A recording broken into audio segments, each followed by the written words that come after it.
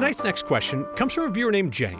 In the wake of anti-vaccine activist RFK Jr.'s confirmation as Health and Human Services Secretary, Jenny told us that she's worried about a drop in vaccination rates, specifically wondering if adults should re-up their childhood vaccines for diseases like measles and polio.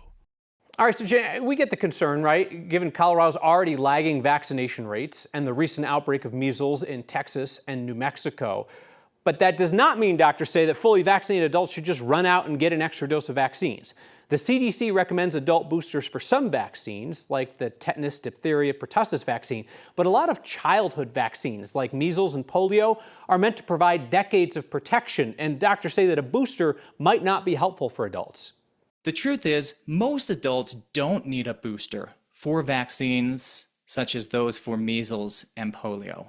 Most of them already have the protection provided by these vaccines because the protection lasts for a lifetime. It's very durable for things like measles and polio.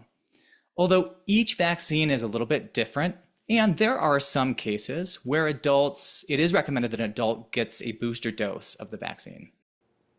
That's David Higgins. He's a pediatrician and preventative medicine specialist at the CU Anschutz Medical Campus.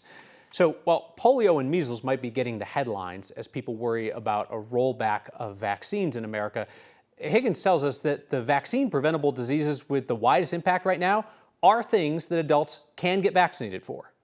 While adults are appropriately concerned about the resurgence of things like measles or polio with dropping vaccination rates, it's important that every adult make sure they're up to date on influenza and COVID-19 vaccines, as well as for adults over 75 or those over 60 who are at higher risk, they should also have an RSV vaccine.